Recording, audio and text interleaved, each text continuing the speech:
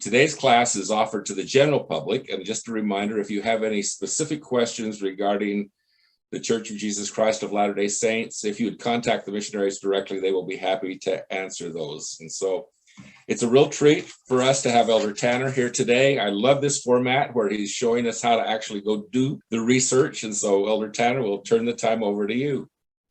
Okay, and we have a guest here today, and the guest is Sister Carlin Richards, who is also a missionary at the BYU Family History Library. She and her husband have given me a person to look at, and we'll start right into that. I will now share my screen, and you should be able to see what I have there, which is one kind of empty earth view. And the person we're looking at today is the wife of Abraham Coffin.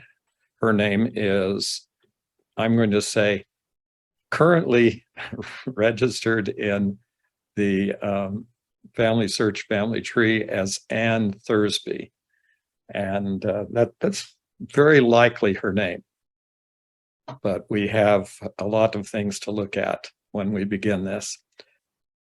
Carlin, did you have anything specific you wanted to? How about giving us an idea of why you are looking for this particular person?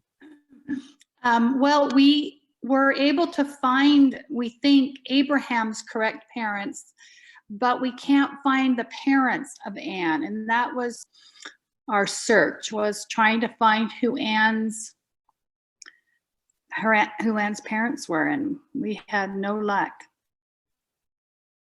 Well, as we were searching, though, we did find that the people that they had down as Abraham's parents were incorrect, and we think we found the correct parents of Abraham. Okay, well, this was basically a lot of, probably about as much information as we actually had on either of these people. I'm going to go through a specific order of research. The way that I look at these questions, and I do that for myself, or I do that when anybody asks me about what is essentially an end-of-line question. So Ann Thursby is an end-of-line person. There's no parents showing. And so we'll start right in with what we see. First of all, we're going to look at her husband. He's listed as being born in Hardy, Bedford, Virginia in 1763. We're going to have to look at some sources to see if that's correct. And then we have Anne born in 1765 in Virginia and dying in Putnam, Indiana, as does Abraham Kaufman, dies in Greencastle, Putnam, Indiana, Putnam being the county in Indiana. So one of the questions, obviously, right initially, is why and how did these people get from Virginia to Indiana back in this time period, 1840, this late from 1700s to the mid 1800s. One thing that is probably helpful is to look at Indiana statehood. And what I'm going to do is move this over to my other windows so I can keep both of them up and have some dates. You'll see here that Indiana became a state in 1816. And we would also want to know, when was Putnam County? Let's see, there's lots of Putnam counties. So Putnam County, Indiana, well, they don't want that. We want Wikipedia. And that will give us the founded date, 1821. That's when it was created and organized in 1822. So we keep that in mind when we're looking at the dates to see if any of the dates are before those time periods, because then it's going to affect the records and it may give an idea that the information was, let's say, assumed rather than recorded. Basically, starting for anything from Ann Thursby, we need to look at Abraham first. So what we'll do is look at his sources and see what we have for Abraham Kaufman. if we go down through this quickly, we have some interesting findings here. There's a legacy new family search that records something happening in July of 1894 in Augusta, Virginia, Augusta County, Virginia. It's not really identified what it is or why there was something for Augusta County, so can't use that for much.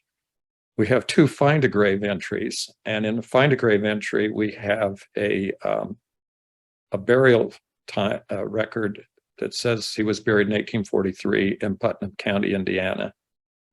And they're in the Mount Pleasant Cemetery, which gives us a specific place for a death for this individual.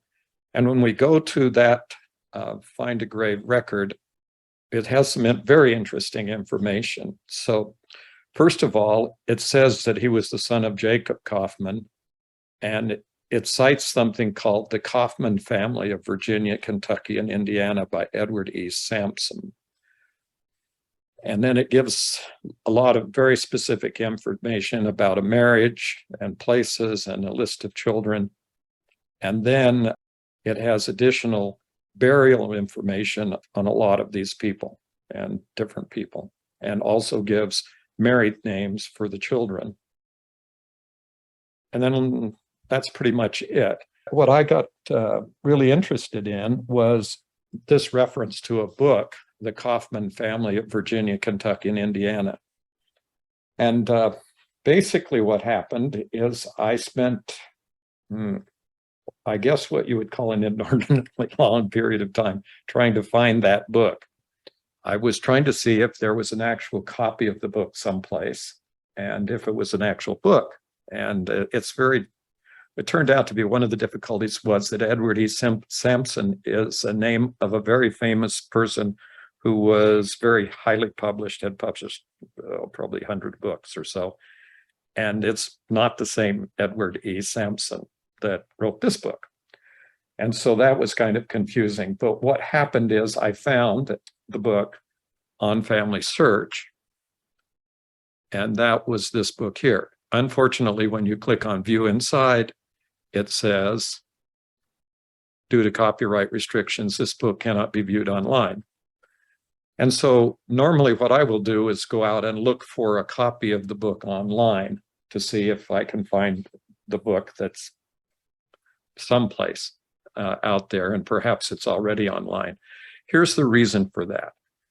When Family Search marks a book as copyright protected, they don't really spend any time determining whether or not there really is a copyright. Although this particular book looks like it was published in, let's see if it tells, doesn't really tell on the explanation, but I think if I blow this up a little bit, might be able to see. No, can't blow it up either. Yeah, I can. About 1948, 49. The chances of this being under copyright are kind of slim, because basically anything published before 1963 is about the date, has had some formal prerequisites for copyright enforcement, and all those copyrights would have expired sometime after that, unless there were some very other specific things that went on. So normally when you have a book like this, we go to another website called archive.org that I mentioned just before we got started here to look for the book. Well, I did that long search and could never find the book here. I did find one reference to the book, and that was in the Evergreen, Indiana Library Consortium. And it had a summary of the contents, and that is exactly the information that was supplied with the list of with some of the information about marriages and things like that, that was put into the Find a Grave reference from the book. So I can't tell if the person who did the Find a Grave reference actually looked at this book or not. Now, there's probably 2 ways to look at this book. One is to go to Salt Lake City, go to the Family History Library, and see if the book is available there at the library. The second part of that is if you have the book, if this place, the Evergreen, Indiana, at the Indiana University Libraries has this book, you could possibly request it on a interlibrary loan through one of the university libraries, like BYU or University of Utah, either one of those. And they may be able to obtain this book through that because it is in the catalog. One strange thing about it was that I wasn't ever able to find this book in WorldCat, which is the international catalog of billions of records. And so I couldn't get any additional libraries that it may be in. So kind of a specialized place. This may be one reason why some of this information is hard to find. And I would be suggesting that an effort be made to trace down this book because it may have additional information that's not in the Find a Grave summary. Maybe that's all that's there. We don't know without the book itself. Okay, so that was kind of the first little thing that I came across. And then as I kind of looked further, and the idea here is why I'm looking for Abraham Kaufman, and I haven't dived right straight into looking for Ann Thursby, is that when a person got married, when a woman got married, she basically became part of the husband's property. In other words, that's the way they were back in that time period. So if you want to find a lot of information about the woman, it's going to be very difficult because everything is going to be under the husband, like property sales and all of that kind of thing. So I began looking, and I looked on to WikiTree. Now, why would I look on WikiTree? WikiTree is a universal family tree, sort of like, it's a wiki, and it's sort of like Family Search Family Tree. But one of the big differences is that it's quite moderated, meaning there's lots of people on here who spend a lot of time making sure whatever's put into the tree is accurate and has some sources. And one of the things that I did find was a transcribed will for someone who is Abraham Kaufman. And the children in this will correspond almost exactly, except for the fact that there are fewer children in the will than there are in Family Search, but they're the same names of the children. So this would seem to basically identify not only Abraham, but also his wife. However, the wife is named Anna Thursby, and where this comes from is some sources here. And so there's a couple of sources here, and some of them are the same, but that also takes us, this is a Family Search source, and then there's Find a Grave. And then down here, there were some records suggested for Anna Thursby from Wikipedia. So looking at Wikipedia, I would suggest that you would want, I mean, not Wikipedia, excuse me, WikiTree, you would probably be able to kind of evaluate whether any of these records are helpful or not, because they're just suggested records from the WikiTree.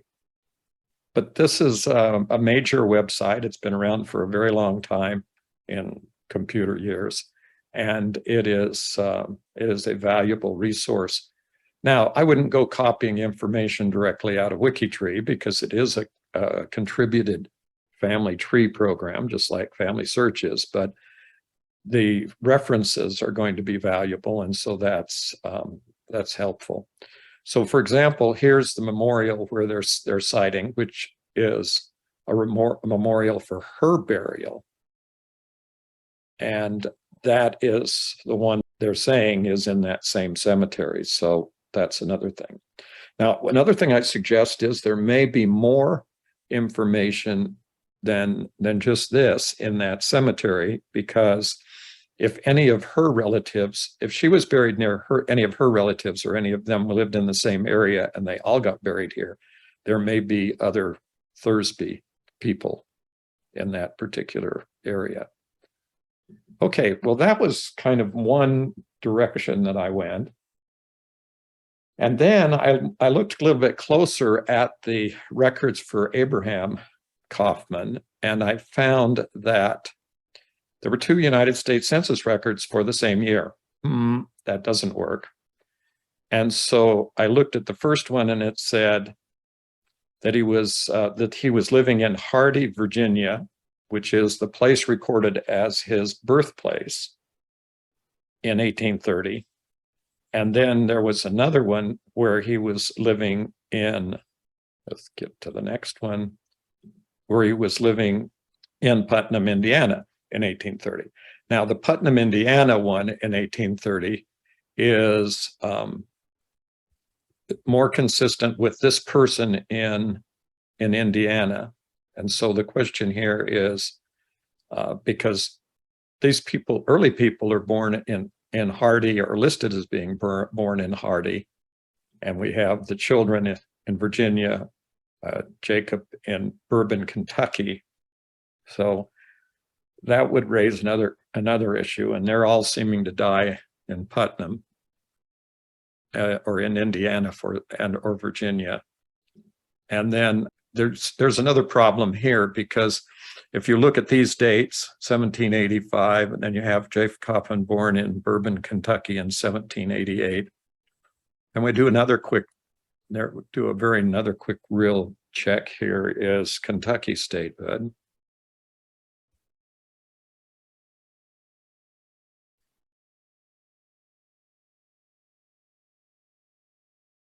And it's 1792. And so someone who was born before 1792 in a place they called Kentucky meant that they were born in Kentucky County, which was a county of Virginia. And so the records for any of these people up to 1792 will, even if they did move to Kentucky, which is the assumption that we're going through because of what we're seeing with the references here, is that they were until 1788, 1791. Here's another in 1791. The first one that says they were born in 1794 says they were born in Clay County, Indiana. Well, Bourbon, Kentucky. That's another Kentucky. But that's possible because that's the first one that's actually possible. So all of these are premature for listing as being born in Kentucky. Now, that raises a really important issue. The really important issue about this family is that there is not enough data on each of the children. So this one and just looking at numbers, it doesn't matter. Really, it's not as important. The names of the children are, like I said, mostly substantiated by the will. So, except there's one that I think at the end that one of these does not show up, and sorry, I didn't record which one, but we can go back to the will and compare the will to this and very quickly see who doesn't show up in the will. But each of these children, in looking at sources, this is the one that comes up with 13 sources, and actually, when I searches for Kaufman's, Jacob Kaufman came up pretty common. So there's probably even more information about Jacob Kaufman. This one says in Virginia, there's 8 sources, there's 10, 6. So there's a few sources for the children, but there's not nearly enough information that needs to be developed on each of these. Now, this is the way it works. When you're looking for an end of line, it has a similar rule to when you're looking for an immigrant. If you're looking for an immigrant, you begin with the country of arrival. If you're looking for an end of a line, you begin with the latest dates of the person that have anything to do with his or her life. And since these children are all listed as the children of Ann Thursby and Abraham Kaufman, then technically we can go clear down to an 1814 birth and supposedly in Bourbon, Kentucky, and another one in 1812. So there's some real inconsistency here, because if all these later children were born in Kentucky, then as we go back through here, then we should be focusing, well, first of all, on Indiana, but we need to verify that the person we have here with all these children born in and then died in Indiana, that they all moved to Indiana. Well, that once again, if we're back with that actual will, the will is the key. And so there we have some proof that they actually ended up being in Indiana and dying in Indiana. But we do need to go back, as we're going back in time, to do more in-depth research on each of these children so that we can tell if and how they came into contact at some point, even back into Virginia, with the Thursbys. So to get an idea of who her family was, we need to look at all of the people in this particular family, not just her. We could search for a long time for records about Ann Thursby, but I'll tell you what my initial review was, that there's really very, very little that comes up with her name, Ann Thursby or Ann Kaufman. And so that creates some problems. And so the only way to get this a window is to go back on each of these children and check to see where the information for each one. In other words, the same in-depth information about Abraham Kaufman and Ann Thursby should be applied to each of the children. And one of the things we always want to look for is a parent-child relationship. In other words, was this child actually the child of Abraham Kaufman? Well, the will, once again, we're going back to the will. And the reason I'm emphasizing that is because that's a probate record. And the probate records are sort of not in the initial records that people go to look at, but they're the ones that can solidify and answer a question about all these people are now related. Let's see what happens with them. Now, if that's the case, when we get down to the last person, we see that someone has named her Morning Thursby Kaufman. And she has 12 sources. So let's see if there's really, she has a marriage record. We have, that's the same. Let's see if this marriage record has her middle name. They seem to have a T in there. And then we have a bunch of census records. They're unlikely to have her middle name. There's some more Kaufman records. Then we have a record called Morning Thursby Kaufman Keller, maiden name Kaufman, and that's in Decatur, the Shai Cemetery, and has a biography. So looking at Morning Thursby, there would be a really good argument if we showed a record that showed that she was actually the daughter of, and that her actual middle name was Thursby. If that was the case, if there's someplace other than, if it's, other than a find a grave reference, but there would be some inference that her middle name was Thursby because of the T there in her name. But if there might be another record, and what we don't have is any records at all from churches or schools or anything having to do with this person's original, what her full name would be on a record. One of the other ways is to get into legal records. If this person, doing more research on this person, we may find a deed or any kind of land or property record or probate record or anything else that might tie her in definitely that her name was Thursby. All of this comes up with the fact that the will calls her Anna.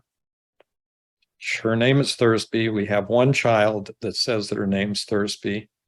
And we are told that she was married in about 1784 in Hampshire, Virginia, and most of the children were born in Hardy and Bedford.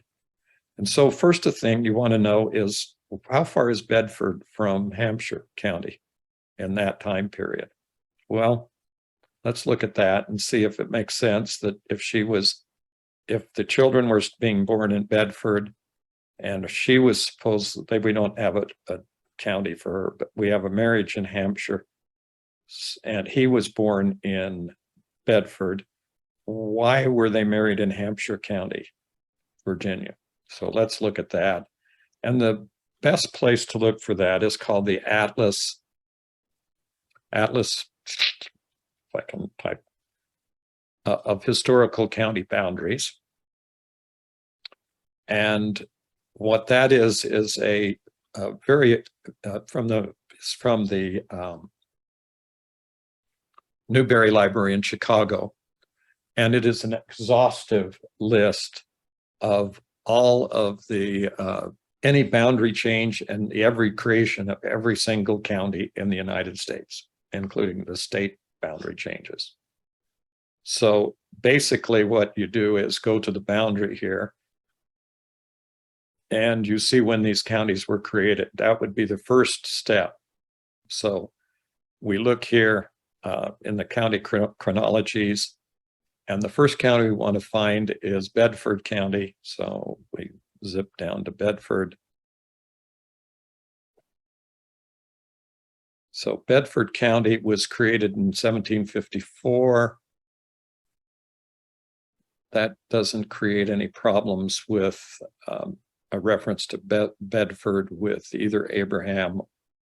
But then we want to look at when was she, it's Hampshire. So we want to look at the Hampshire County, Virginia.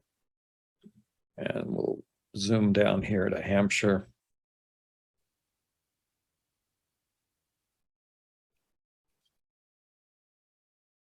There are a lot of counties in Virginia.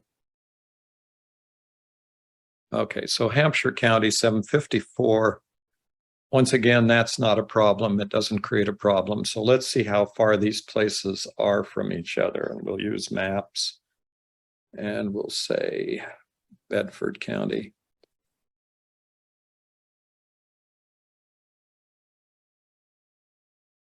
And that'll give us Bedford County. And then we'll say directions to Hartford. Was it Hartford? Yeah, Hardy County. Okay, well, let's see, maybe we'll look at Hardy County. Maps. It says can't find Hardy County, Virginia. So back to the atlas. We'll look up the atlas and we'll go to Virginia. It's Hampshire. Oh, Hampshire. Okay, it's recorded as Hardy here in the book, in the record here. It says Hardy, Bedford. Oh, Bedford County, it's a town. Okay. So let's go to Hardy, take out county.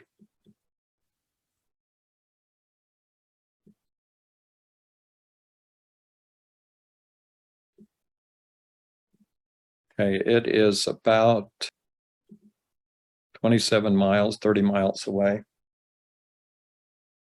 And Hardy County, Hardy is in Bedford County. Well, it's still in Bedford County. So, but that starts to get pretty far for somebody who was born over here and then gets married in Hampshire. Well, let's go to Hampshire then. Pages, no pages. No, here we go. Now we'll go to add a destination and go to Hampshire.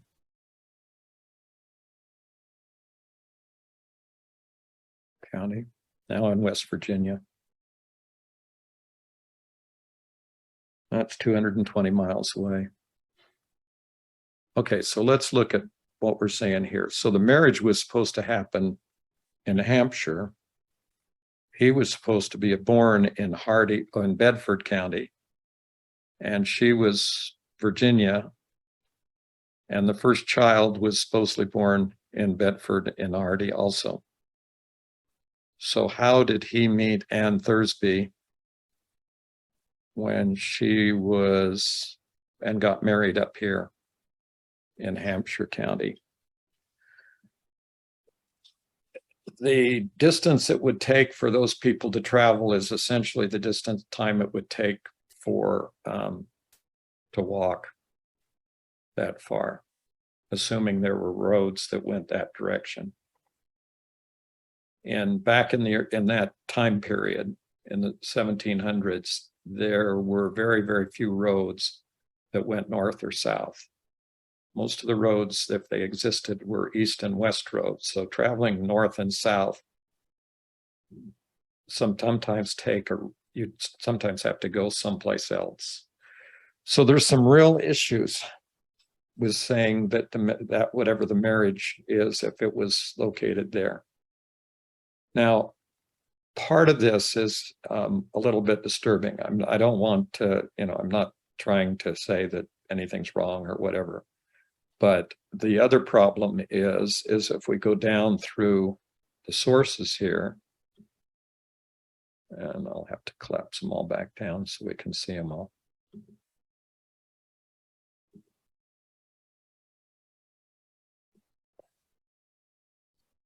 Is that we don't have a marriage record. And the one source that lists a church record that says a birth is in Dauphin, Pennsylvania. And I haven't even referred to that yet because I would just discount that entirely. There was very, very little movement south from Pennsylvania into Virginia. The Virginia people were basically a different, let's say, immigration group than the people who settled in Pennsylvania in the 1700s. Pennsylvania was heavily German, but Virginia was heavily English and Scottish. And the Scottish people generally went further west than the people who settled in Virginia. So, as far as a birth record in 1767, that's also 1787, also very, very different, would not be him if that was who he was. And one of the other things that I don't know if I already mentioned it, but when you do a search for Abraham Kaufman, there's a whole long list of them, like sort of an endless list on both Ancestry and on Family Search. So where are we? Okay. So what we're trying to do is identify something that gives us a place to start looking for Ann Thursby. If we start looking in Hampshire, Virginia, we're probably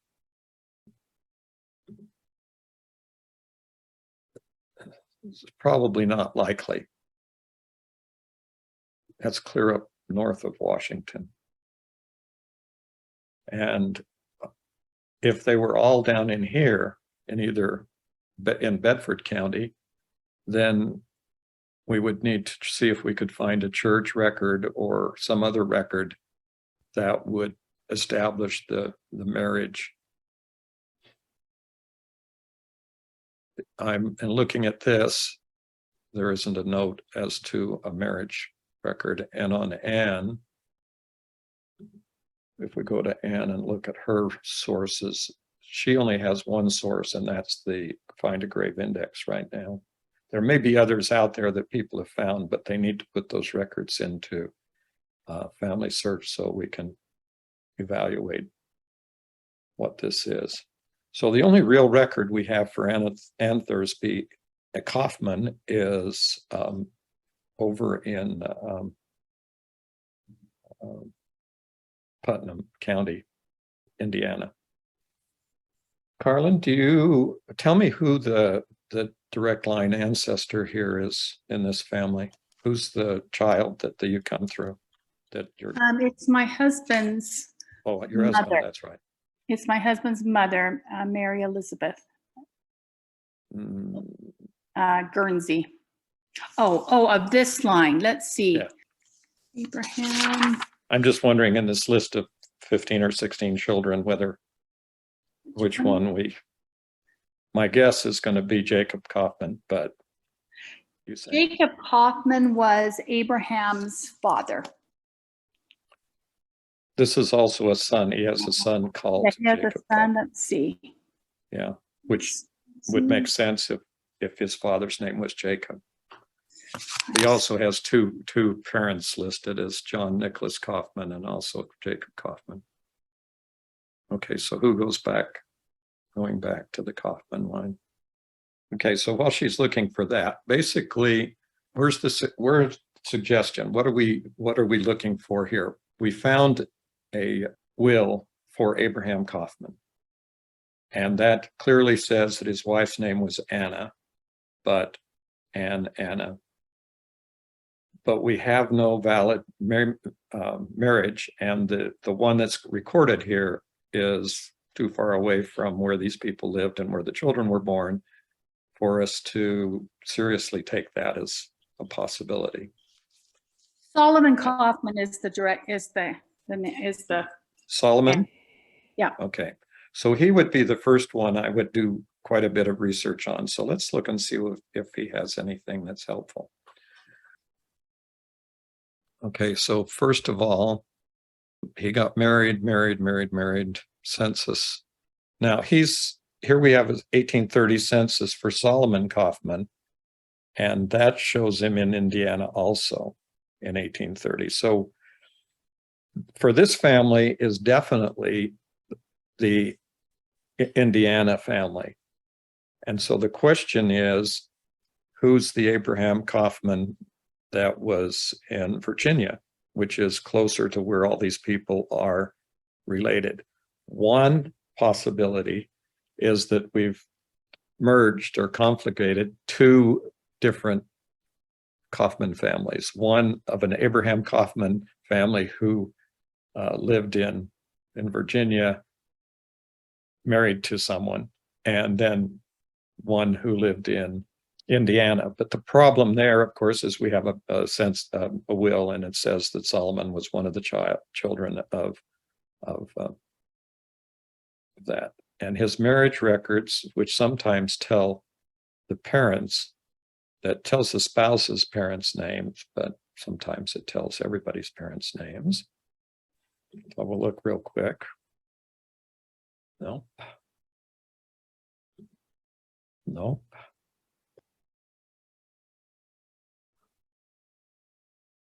We have another one, but that was not. And then we have another 1840 census, and he's still now he's in Putnam County. So between 1830 and 1840, if that's the same person, then he's there. And then we have an 1850 census when he's in Putnam County. An 1860 census, he's once again in Putnam. And the last one on the Find a Grave, he's buried in Putnam County. That raises some time frame issues with, let's go back to details, to some of the other children in the line, because we had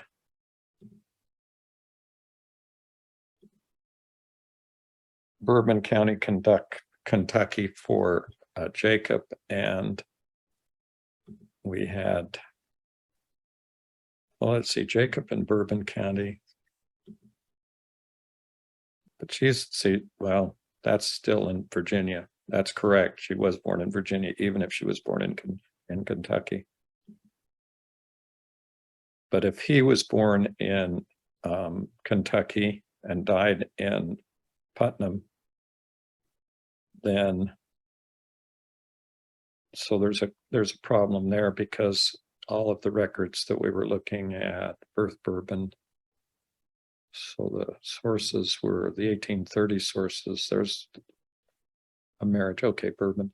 So that would be consistent because these people, the people did move west, out of Virginia into Kentucky County. When it became a state, many of those people continued moving west, always looking for more land or some way new opportunities, and moved into Indiana. That's a common route. I've traced lots of people through that. So that's possible. And some of the things here are very possible and very likely. And if Solomon is your descendant, you have the main issues we have are if identifying a little more on the wife, obviously. So is there any further information that we could find on the wife? And the answer is again, going back to what I was saying earlier, and that's doing in-depth research on each of these people and getting more information. See if you can find somebody who mentions that person as, Ann Thursby, or if there are relatives around.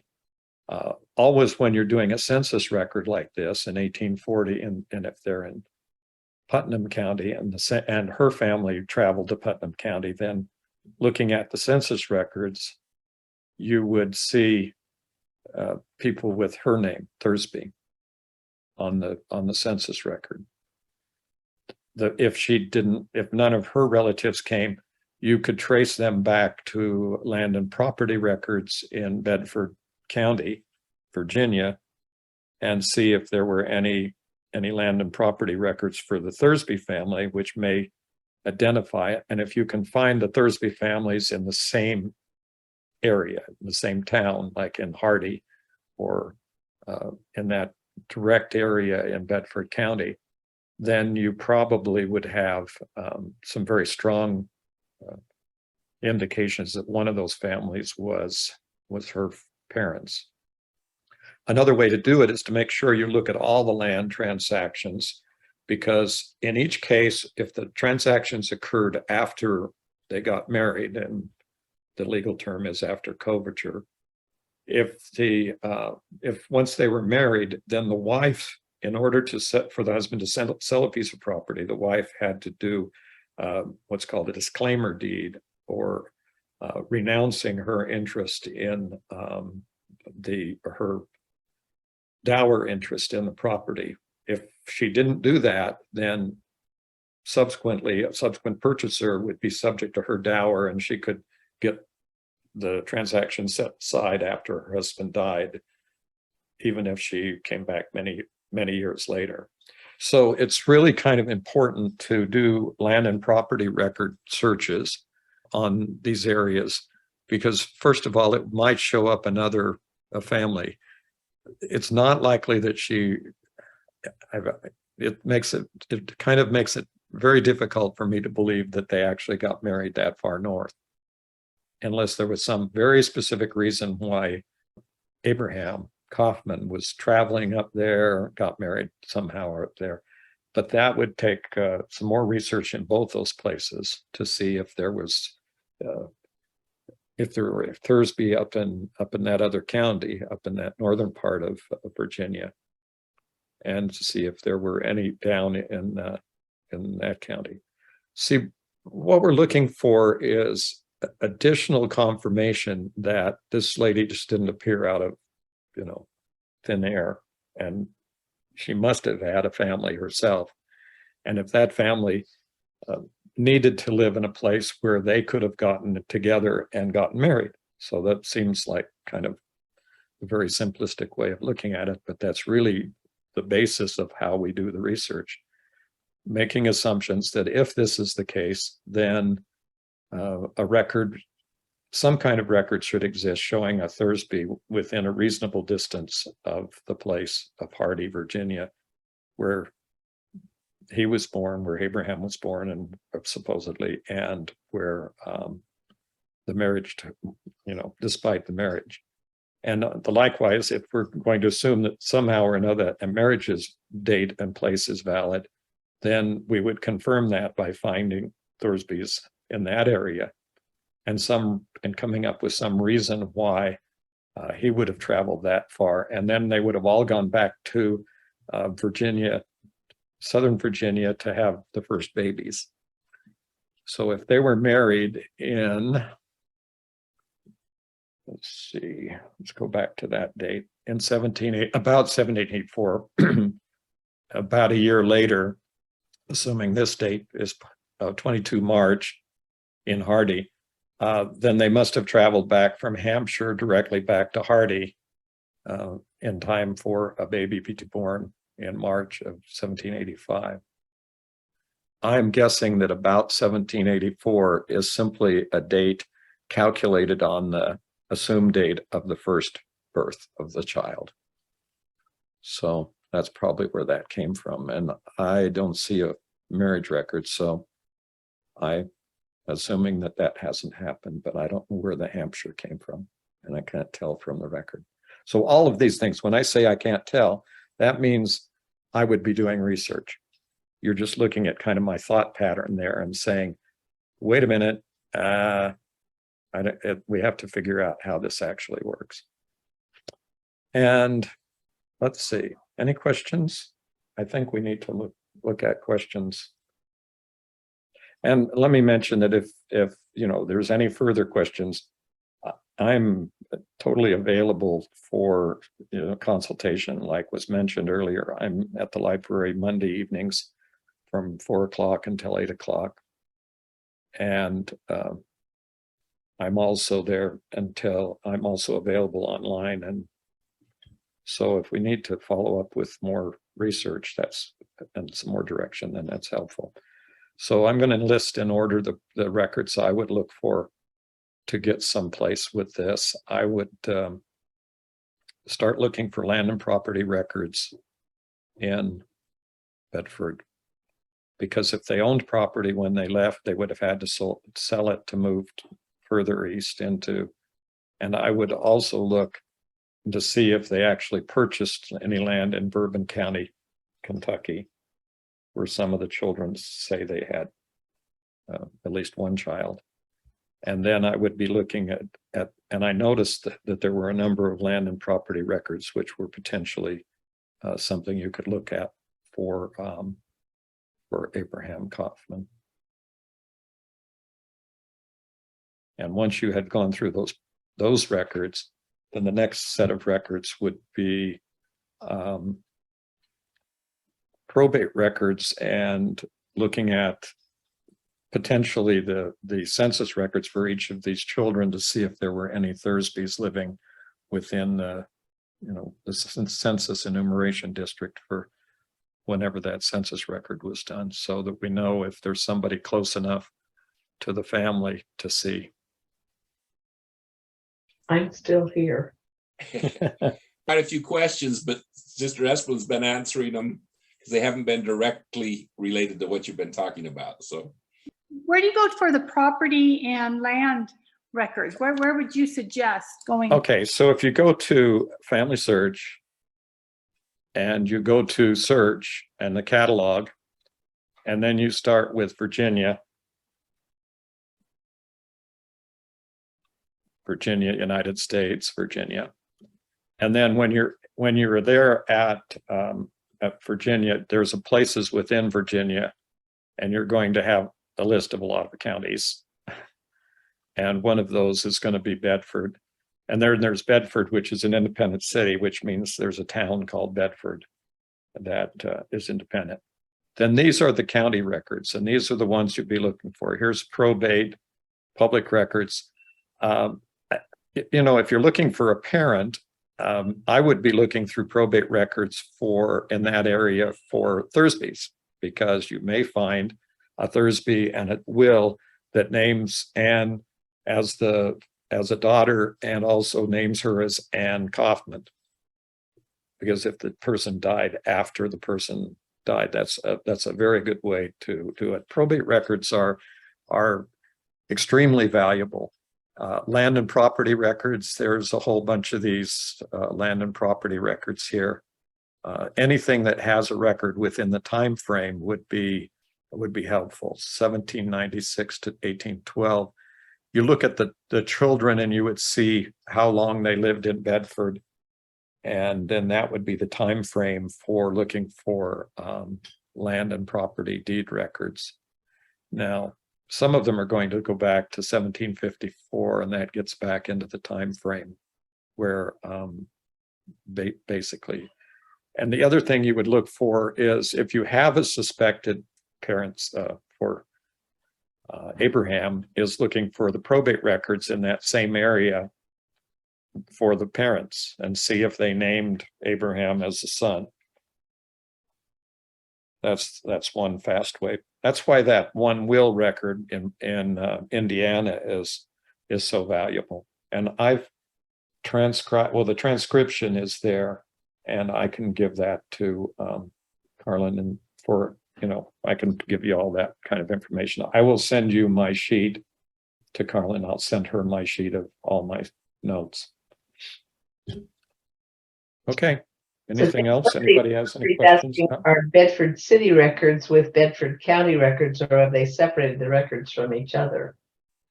I would always look if in the catalog, I would also look and see what other counties had been split off. That's why the Atlas of Historical County Records is so important, because if you look at Bedford County records on the individual counties, like I did a moment ago, basically what you've got is Lunenburg, Albemarle, Campbell, Franklin, and a whole bunch of other places. And the Bedford City wasn't created until 1968, so you don't have to worry about that. But back here in this time period, you can see most looks like mostly they were gone before any of these other things happened, and they probably, you can look at the map, there's an interactive map, and you can tell whether or not it affected the place where they lived and see if any of the records could have migrated to some other county. Okay. So Yeah. I just want to make a little comment.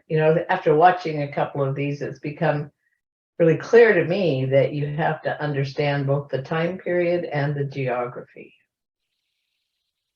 At the very, very least. Yeah.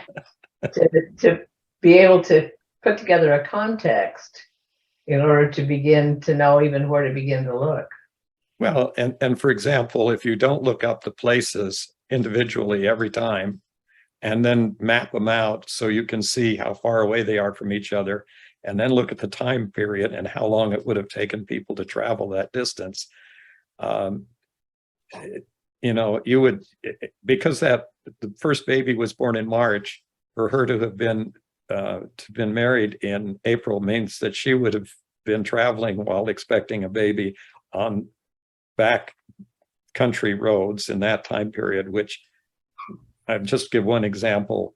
When Thomas Jefferson was going to Annapolis to the Constitutional Convention, which everything was being held in Annapolis actually before they went to Philadelphia.